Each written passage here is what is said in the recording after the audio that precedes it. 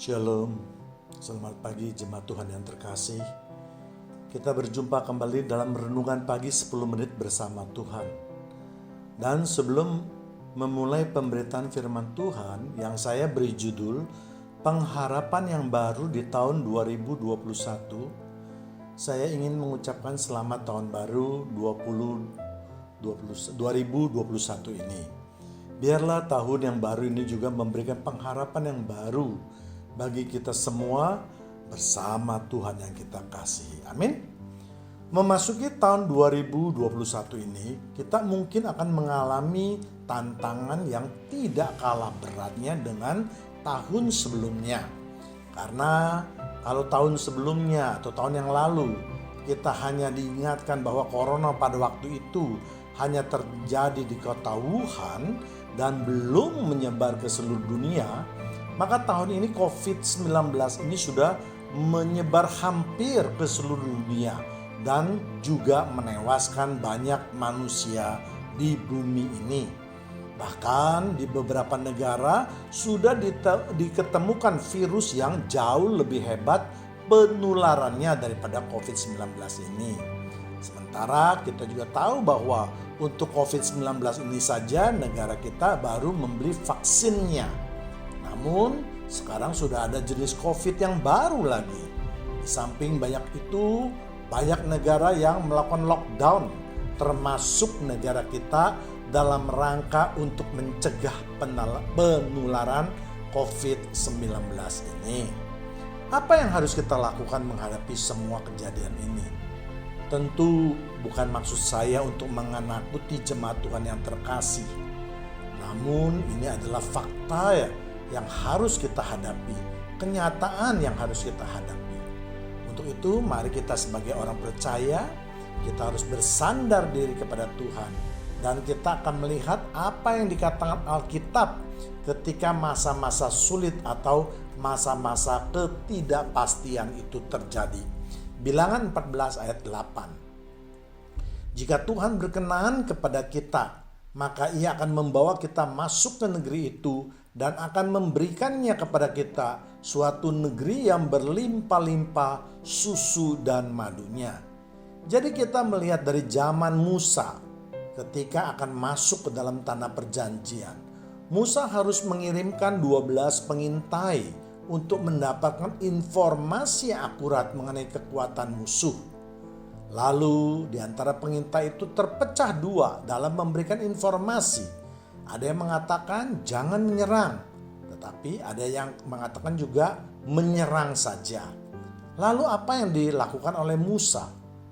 Musa akhirnya memutuskan untuk memasuki tanah perjanjian di bawah pimpinan Yosua setelah mendapatkan perkenanan dari Tuhan. Untuk lebih jelasnya mungkin jemaat Tuhan dapat membacanya pada bilangan 14 secara keseluruhan. Baik Musa maupun Yosua tahu bahwa mereka harus berani mengambil resiko, tetapi tentu bukan tanpa perhitungan. Satu-satunya pertimbangan mereka adalah mereka percaya bahwa kalau Tuhan sudah berjanji, maka itu pasti akan ditepati. Kalau Tuhan sudah berfirman, maka semuanya akan terjadi. Demikian juga dengan kehidupan kita sekarang ini. Kita takut menghadapi COVID-19 ataupun penyakit yang baru lainnya. Namun kita harus tetap meneruskan kehidupan kita. Atau dengan kata lain, apapun yang terjadi, kita harus bertahan menghadapi berbagai badai yang akan menerpa kita. Sebagai orang yang percaya, kita harus terus bergantung, terus bersekutu dengan Tuhan. Memohon pimpinannya agar kita dapat menghadapi badai di dalam kehidupan ini. Memohon kepada Tuhan apa yang harus kita lakukan untuk menghadapi keadaan kita sekarang ini. Kita tidak boleh menyerah hanya karena kita merasa badai yang datang begitu besar. Atau kita hanya bercermin kepada orang dunia yang mungkin banyak yang juga tidak kuat menghadapi badai ini. Kita harus terus memohon pertolongan dan perlindungan Tuhan agar kita dapat melewati badai ini dengan selamat. Dan juga kita harus percaya bahwa kalau Tuhan telah banyak menolong di dalam kehidupan kita, maka Tuhan yang sama juga pasti akan menolong kita pada saat ini. Amin. Sama seperti Musa, kalau orang Israel hendak berperang melawan penduduk tanah Kanaan yang tinggi besar dengan kota yang berkubu, tentu pasukan Israel akan kalah telak. Tetapi jika mereka mengandalkan Tuhan, Musa dan kawan-kawan percaya bahwa kuasa Tuhan jauh melebihi pasukan musuh, sehingga dengan pertolongan Tuhan mereka dapat menaklukkan bangsa di Kanaan. Dan hal ini dapat kita lihat di Bilangan 14 ayat 9. Hanya janganlah memberontak kepada Tuhan dan janganlah takut kepada bangsa negeri itu, sebab mereka akan kita telan habis. Yang melindungi mereka sudah meninggalkan mereka, sedangkan Tuhan menyertai kita. Janganlah takut kepada mereka. Jadi di dalam pengertian menjalankan firman Tuhan, janganlah kita hanya juga berpedoman pada larangannya saja, tetapi juga pada perintahnya. Menurut catatan, bahwa di dalam Alkitab menuliskan kata jangan takut itu sebanyak 365 kali. Itu artinya setiap hari Tuhan berkata jangan takut. Ini juga menjadi peringatan bahwa di dalam kita mengarungi kehidupan kita, kita tidak usah takut. Sebab itulah firman Tuhan. Dan saya yakin dan percaya, kata jangan takut itu tidak hanya diucapkan untuk basa-basi saja, tetapi tentu Tuhan mempunyai maksud yang jelas. Sebab tidak ada firman Tuhan yang sia-sia. Demikian juga dengan kehidupan kita sekarang ini. Kalau kita pikirkan keadaan kita yang serba sederhana, atau bahkan mungkin kekurangan, atau terlebih lagi mungkin kita dalam keadaan yang tidak berdaya sekalipun, kita harus ingat bahwa kita mempunyai Tuhan yang jauh lebih berkuasa dari apapun juga. Bahkan firman Tuhan mengatakan bahwa kuasanya akan menjadi sempurna ketika kita tidak berdaya. Dalam 2 Korintus 12:9a, tetapi jawab Tuhan kepadaku, cukuplah kasih karuniaku kepada bagimu, sebab justru dalam kelemahanlah kuasaku menjadi sempurna. Jadi jangan kita cemas, pesimis, takut ataupun putus asa.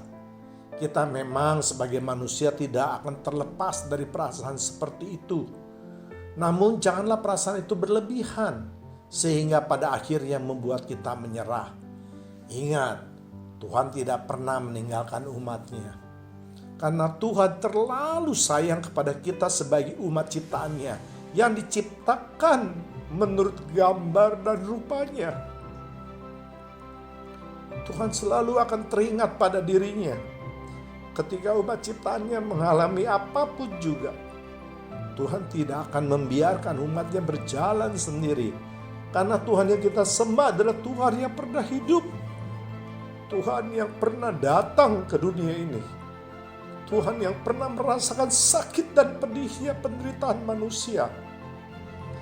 Jadi, jemaat Tuhan yang terkasih, mari kita terus bersandar pada Tuhan. Terus memohon belas kasihan daripadanya. Percayalah bahwa badai ini akan segera berlalu dan kita akan diselamatkan kalau kita terus berjalan beriringan dengan Tuhan Yesus. Kita harus ingat bahwa Tuhan telah menjanjikan sesuatu yang indah pada waktunya.